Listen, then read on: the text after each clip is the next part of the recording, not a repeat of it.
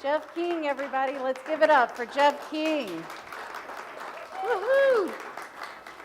Fabulous. Thank you so much, Jeff. Good morning and welcome to the Center for Spiritual Living Castle Rock. How are y'all today? Fantastic. Are you realizing the power of your mind and spirit? Yep. Because that is our theme for the month. That is our theme for the day, and it goes with our overall annual theme of creating a world that works for all. And so we're going to go through and affirm with our 2016 Global Vision theme, where over 150 Centers for Spiritual Living centers are covering this as we speak, or those on the west or the east side, East Coast covered it a couple of hours ago. So everybody, let's know and affirm these together as we say these together. We see a world that works for everyone, where all life is honored as expressions of the divine, where people live according to spiritual truth, where humanity awakens to spiritual magnificence, where humanity rediscovers personal creative power, where we live as one global family, where kinship with all life prospers, where unity and connection is emphasized, where forgiveness is the norm, where spiritual guidance is valued, where we are called to conscious social action, where people have enough food, homes, and a sense of belonging, where there is peace, harmony, and justice for all, where resources are valued,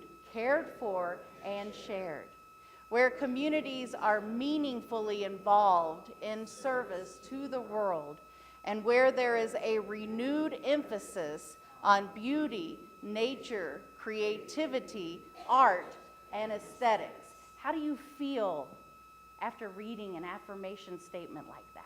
Do you feel empowered? Yes. I do. I feel empowered. And the beautiful part about this is our focus for today, it's like, oh my goodness, I'm just going to have to stand here and take a deep breath, because I remember as I came in and I told Mick, who is our newest volunteer with the audiovisual team, woohoo! I was explaining when I got here this morning, and she said, how are you? And I said, I am so good. I am so good. I'm in the midst of this experience where I feel so a part of the greater universal energy and infinite intelligence that's going on around us and within us and through us all the time, that I said, I'm just holding that space, knowing that I can funnel it through one direct thought this morning for all of you, because it's like I have this energy and this passion for our topic today, and I just hope my joy is for it to go through you and not for me to overwhelm you. That is my joy. So I'm going to do the best I can to kind of reel it in. But it is exciting stuff, y'all, and I am so excited about it. So everything that we just affirmed and everything that we just covered, you know, it is not only possible, but it's happening now. And there's a point, there's an aspect of the talk and the message this morning that's going to prove that to you. Isn't that exciting? I'm excited about that. I really am. So there is a new awareness constantly taking place within us and around us. And I had a couple of a slide here. I am so impressed to see all of your shining faces this morning, by the way, for this next slide coming up here. This is usually how we feel the Sunday morning that we spring forward. You know, it's like, where's that day that we all need between Saturday and Sunday? I would sign up for one every week, but especially today. But look at you guys. You're bright-eyed, you're bushy-tailed, your energy is glowing. It's just radiating from you. There's a little bit of a yawn on the front row here, so yep, we're tapping into a little bit of that energy. Yes, so I feel alive. I feel alive, and it was so weird getting up this morning when it was still dark. I was kind of getting used to that daylight thing, but we're evolving, we're transforming. And during the announcements, I got to share a little bit about how we got flocked this week, and I added just a couple of pictures of what it looked like for us, because we have a tiny little front yard, a tiny little courtyard, and so that's not the full 120 flamingos. They were on the other side of the fence too. They shared that with the rest of the neighborhood as well, so it was very cool. But some of you had asked, well, what does that really look like, and what is that like? So I thought I would put those pictures up there and share that with you. So moving forward, there is this specific evidence that I am going to be talking about this morning, that everything is one. Now, I can say, show of hands, how many of you believe that we're all connected and that everything is one? And that is going to be most of you. Most of you are going to raise your hand. Now, it's something that we talk about a lot. It is one of the basic principles of the teaching, the science mind teaching, out of the religious science texts and all the other beautiful spiritual teachings that are presented around the world. They all come to that one realization. There is an area, a field called the scientific world where that hasn't always been the case. The scientific world hasn't always believed that or even been willing to take that on. Yet, this is so cool. There is a gentleman out of Switzerland. His name is Nassim Haramein. And the whole basis of my talk this morning came together because a couple of weeks ago, 2 or 3 weeks ago, Tony and I subscribed to the Gaia channel that is full of tons of cool spiritual music, movies and documentaries and things like that. And Tony happened upon this, I don't know, a documentary, a movie that our guy, Nassim, created. And he was, as a small child, known as a savant. He was extremely brilliant and became a physicist almost immediately upon birth. He was really drawn to that physical experience.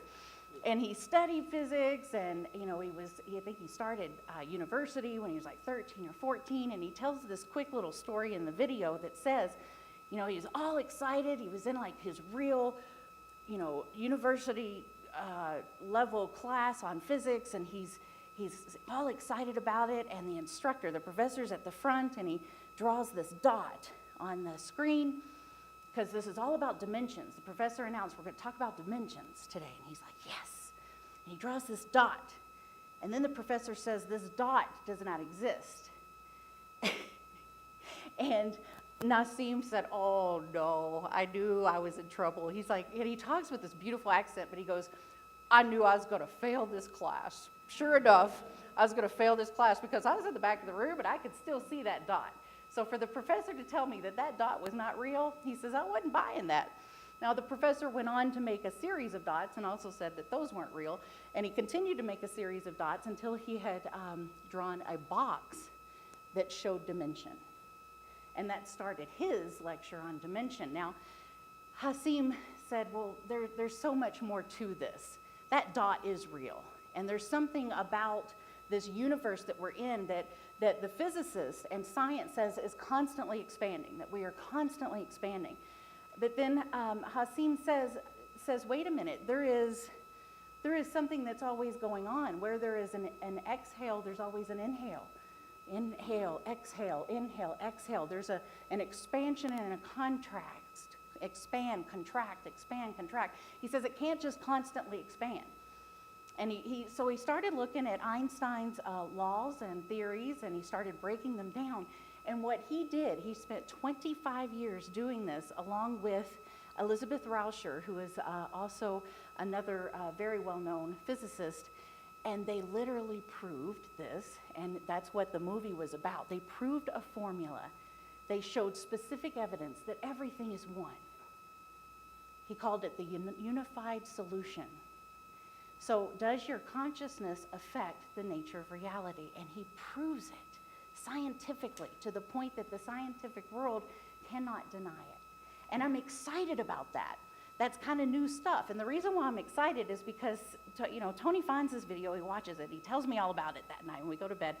So the next night, which is Sunday night, we watch it again. And I'm like, this is really cool stuff. Now, I was able to glean maybe 5% of the subject material because it is, it's heavy science and physics, folks. And so I had to watch that movie a few times to really get it.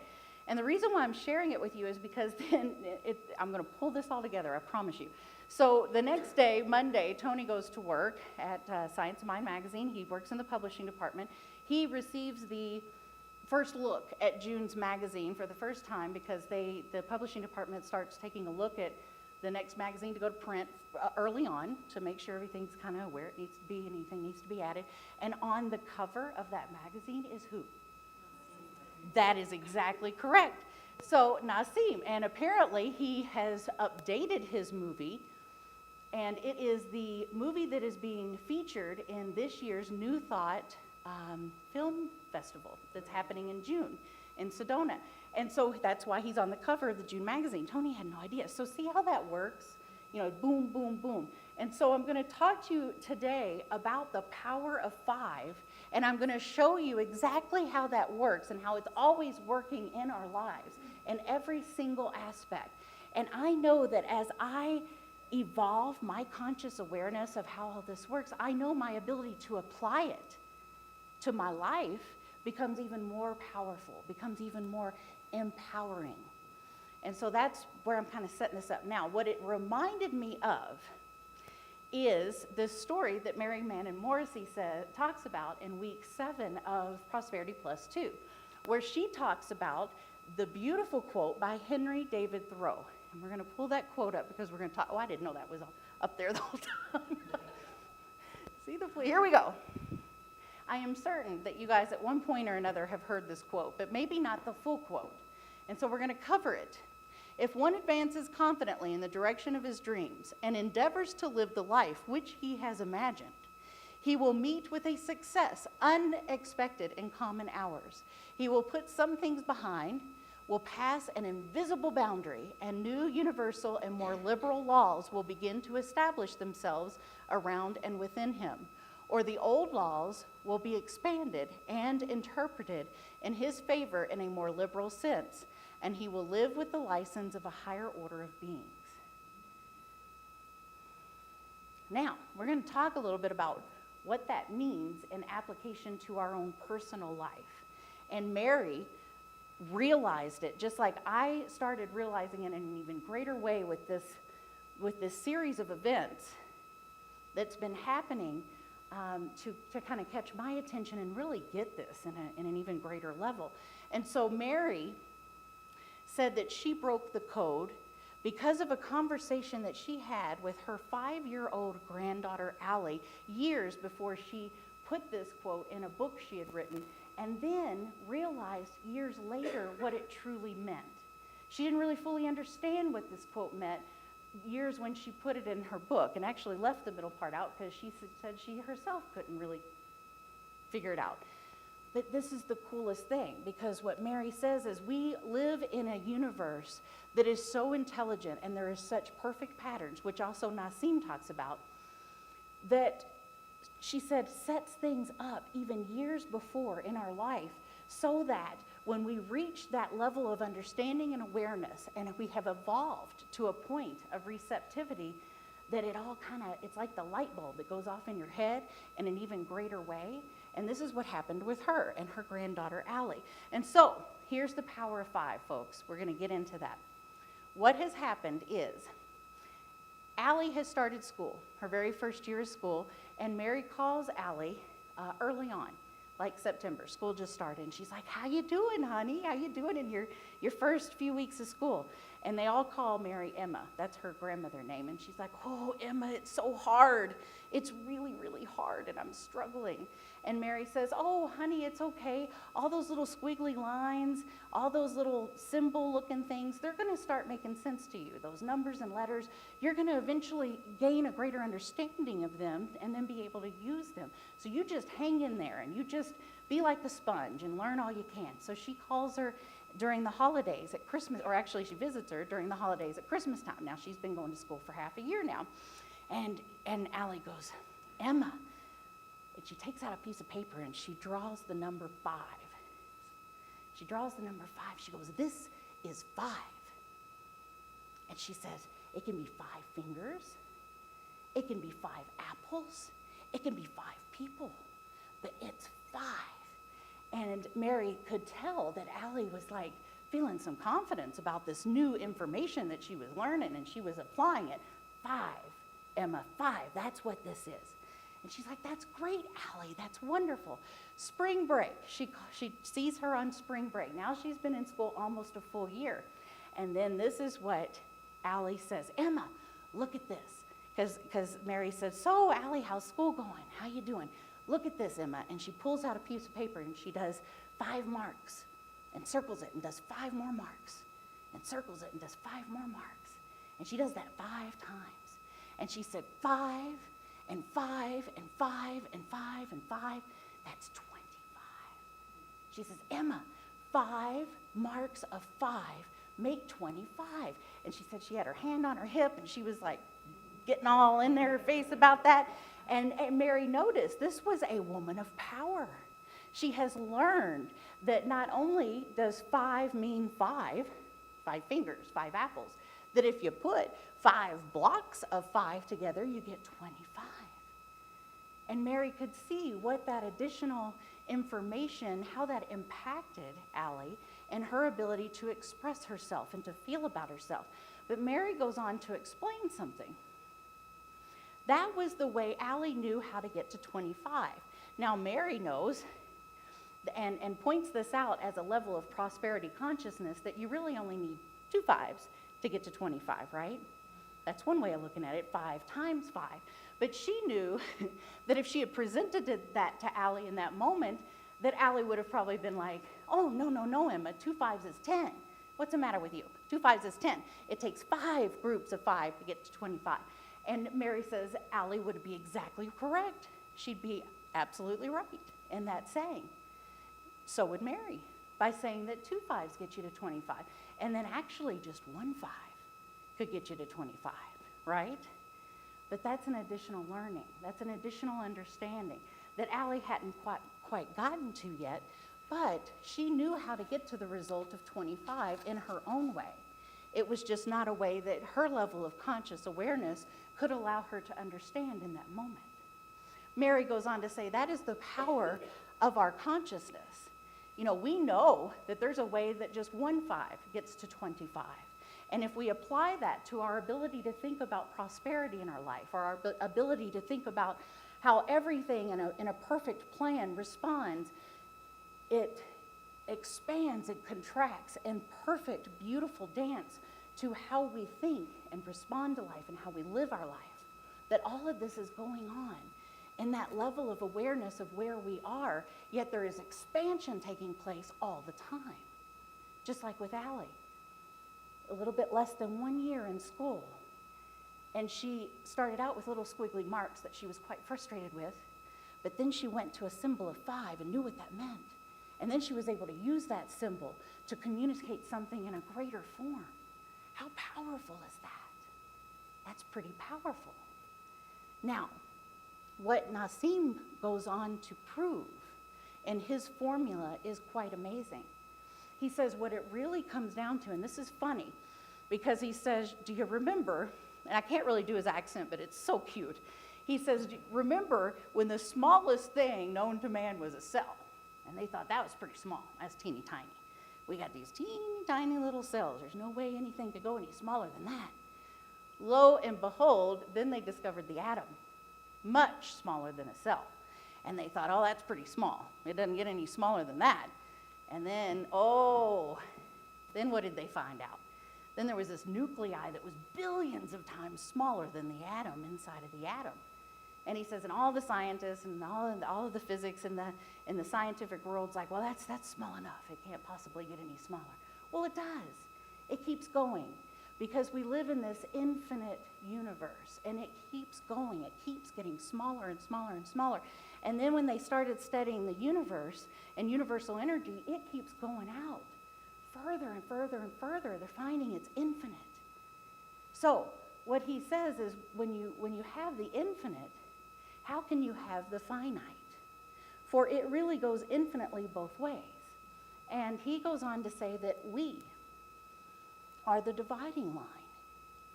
We're the dividing line between the outer and the inner, the outer and the inner. And it takes both. It takes that inhale and it takes that exhale. And it takes that for that constant expansion and evolution of what we know as absolute truth. But a lot of times it's just out here as a concept. Where do we actually get to apply it personally in our lives? Like Allie applied the 5 in her life. So that we're going to talk about. That's the power of 5. And so Mark Anthony Lord, it's kind of the month of, there's a Christian holiday happening here in this month. And so some of the ministers have been putting some stuff out, and we've been talking about it. And, we always love to dive deep and dig into that symbolism of all the different faiths that are represented. And so Mark Anthony Lord, and we're also doing our Inward Journey class, which is just amazing. And we're studying Joel Goldsmith and Eckhart Tolle right now in that class. So it all comes together. These last 3 weeks, I've just been immersed in these ideas. And so Mark Anthony goes on to say, Jesus said, all authority in heaven and on earth has been given to me. He said that. Now, Mark Anthony Lord likes to go on to explain that Jesus was 100% clear in his personal power. He was 100% clear that he is a being from eternal presence and was not of this world. It was in him and as him, but it was also so much greater than him. And so he says, if you are unable and unwilling to claim your own authority and power, he says, then you might want to look to this great example known as Jesus and think. Some people might think, dang, he was kind of high thinking of himself, wasn't he? Some of people during that time probably thought that, but that's not really what it was. He knew that he was so deeply loved by God, to whom he called Father, that his self-worth was through the roof. So he was making statements like that. But how many of us have gone through life being able to so willingly and accept that statement? That statement that Jesus says, all authority in heaven and on earth has been given to me to use. I mean, is that an easy one to grasp? Is that an easy one to swallow? Enough to put it into practice in every aspect of our lives? It hasn't been easy for me. I'll be the first to admit it here in this room. What about the rest of you? Easy? Hard? Yep. Some, yes. Now, Mark Anthony went on to say, if I was a kid and would have said, all authority in heaven and earth has been given to me, I probably would have been laughed at, or at minimum told that I was too big for my britches. And he says, what Jesus also supposedly said is this, and greater things you shall do. He didn't deem that he himself was the only one that could do it. He deemed that not to shy away from your authority, to utilize the power of your mind, the truth of the principles that we learn. Don't hesitate to put that into practice. So you have authority over your world. In fact, you are the author of it. You also have as much access to external power as Jesus and Gandhi and all of the great saints and sages. That is the absolute truth. That is an absolute truth. But you've got to know what the power is and from whence it flows. We've got to understand that power, just like Allie came into a greater understanding of the power of 5. She started to glean the understanding of how to utilize that to make more of. 5 times 5 is 25. 5 groups of 5 is 25. Mary goes on to say that's kind of how our prosperity consciousness works, is when we step up to that level of awareness and understanding of the power and absolute truth that is already within us, when we start to up-level that understanding and realization, then we only need 1 5 to create 25. Do you see how that's prosperous? Yeah. How the correct or greater, not even correct because there is no right or wrong, but the greater application of what we are continually being shown and led to and led through and guided on. Folks, all we have to do is be awake, be aware, realize, follow divine guidance in every aspect, So that's what Mark Anthony says about the learnings and the teachings of Jesus there. Back to Nassim with what he proved in his formula, he says what it all comes down to, and I was so excited about this movie that I throughout watching it, I kept telling Tony, I want a scientist's input on this. I want a physicist and an engineer. I want them to all watch this movie, and then I want to talk to them about it, and I want to see what they think of this. And I was all excited, and I went to Ross, and I said, let's do it as a spiritual movie night and put a panel up like on the stage and ask questions and really get into this. And I was really excited about it because what he proves in this movie that when you break it all down, it all comes up as space. That's the majority of everything is space. He was in this meeting years ago, this conference with a bunch of physicists and a bunch of scientists, and there's this book called Gravity that they use to base like a lot of their formulas off of. But he says in this book on page 719 is this picture of a balloon being blown up with pennies glued to it, that the pennies were symbolizing galaxies. Thank you. They were symbolizing galaxies that were constantly expanding as this balloon was being blown up.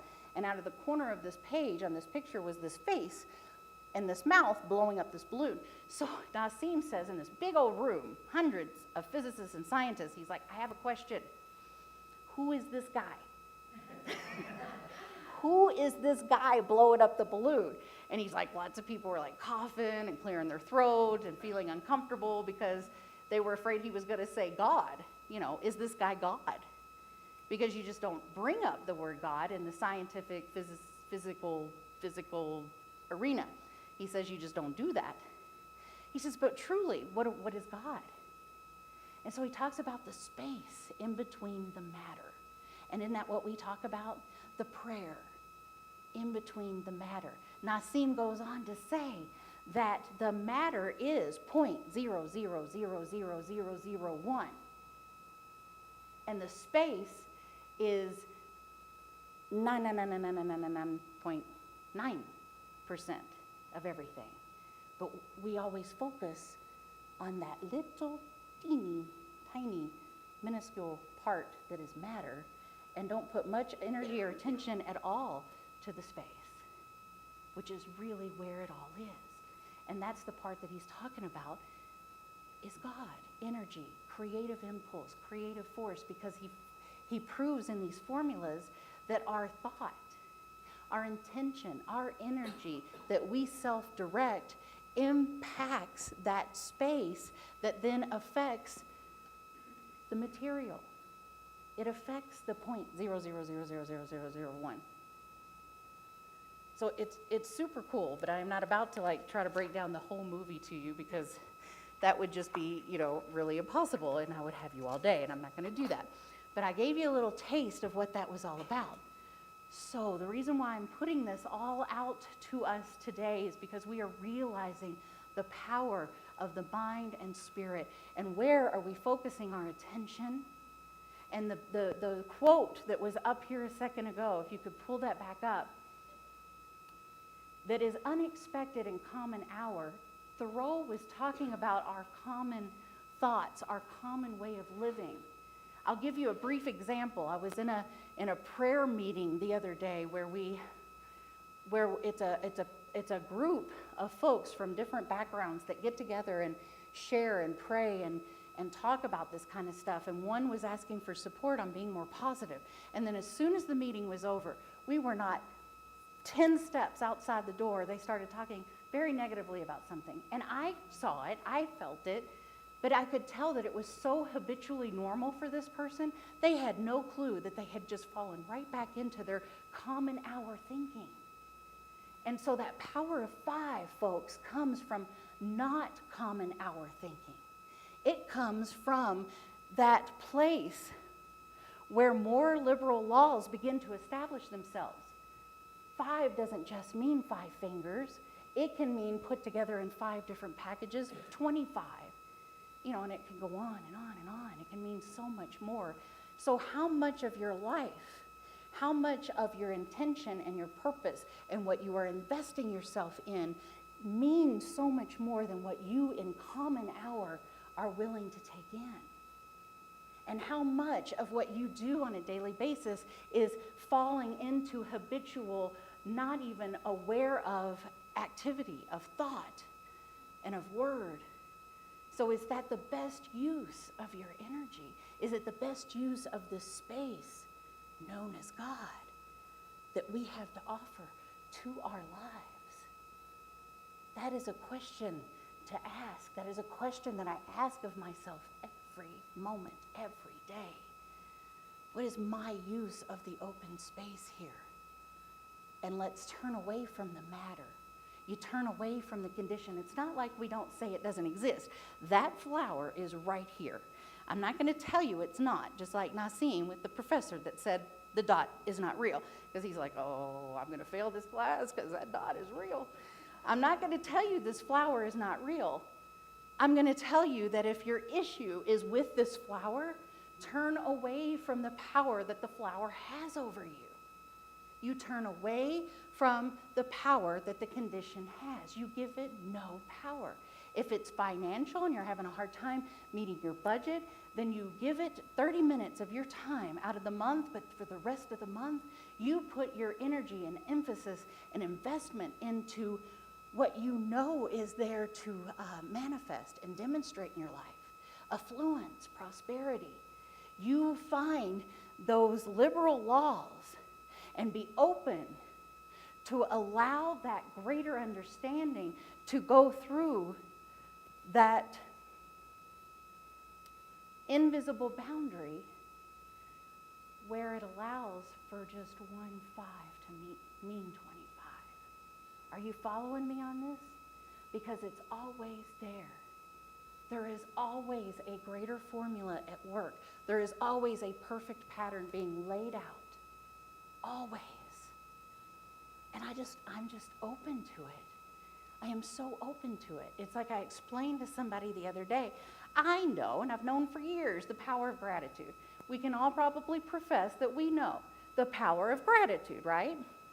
How many of you practice a gratitude practice daily and consistently?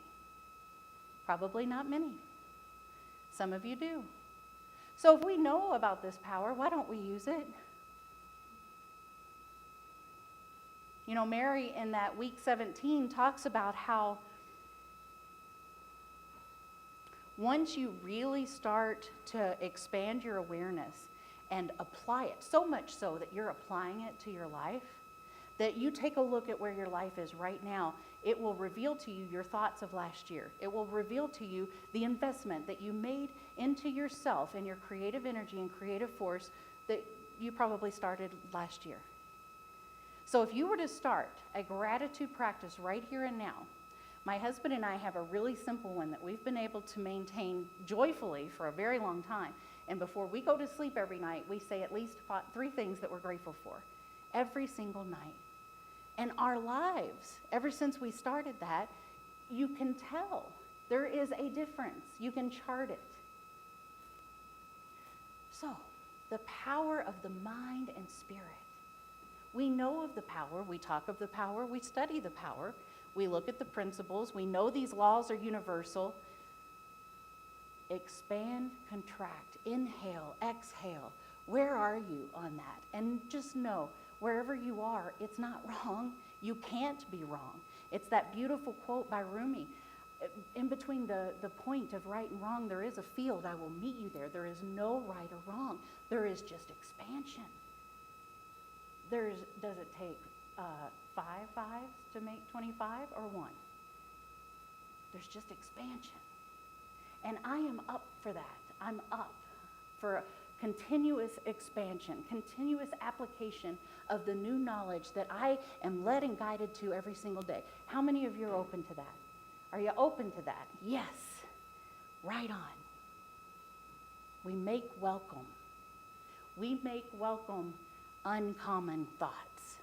We take good look at what we're doing with our space, and we invest that which we desire to invest in it. We make those decisions. Let's go on to the Rumi quote, the Rumiism.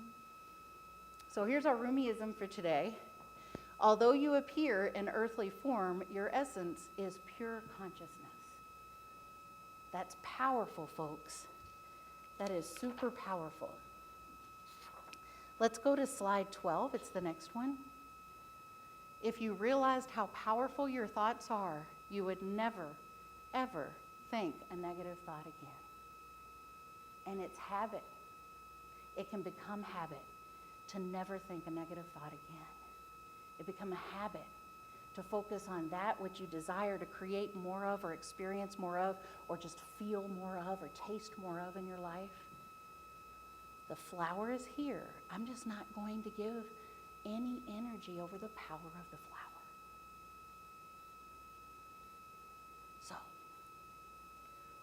What would you like to put your energy in as far as the power in your life? And I invite you to start with the space. Start with the space and watch your life up level in ways that, and I'm not going to say that you can't imagine, because that's what it's all about. Imagine all of the amazing ways that your life can up level to. It really works like that, folks. It really does. Another aspect, can you go to slide 18? Just real quick, I'll touch on each one of these. Or not on each one, but just the important ones. Slide 18, this is another very valuable point to point out.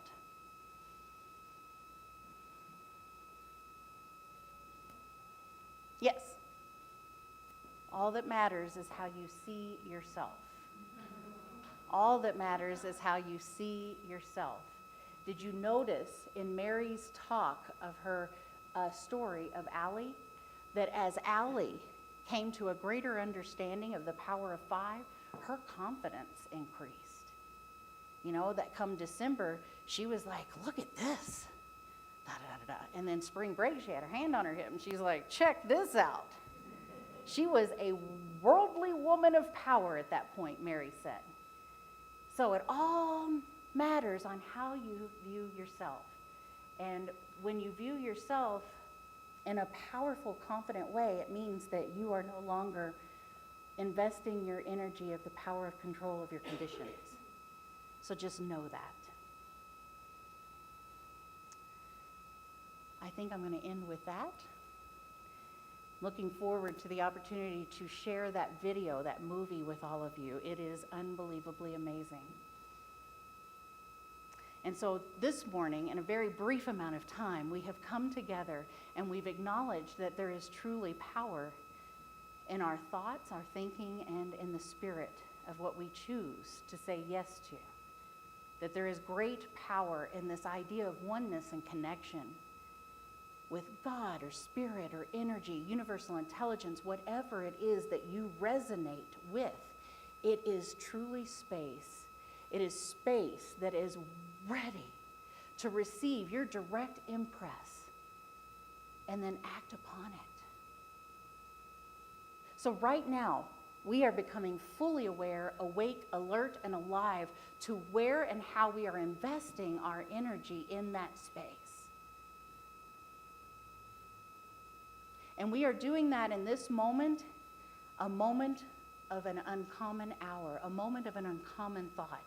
We are up-leveling our ability to think, to express, to see ourselves in the world around us, to know a greater truth, to know that not only is it possible, but it is happening every single moment, and that it is infinite. There are no boundaries, there are no parameters to the good that you express, to the good that you are through the great and direct connection to the oneness and allness of all life. That's powerful. That is what we know and affirm and claim in this moment. With our hearts filled with gratitude, we just allow it to be, and so it is.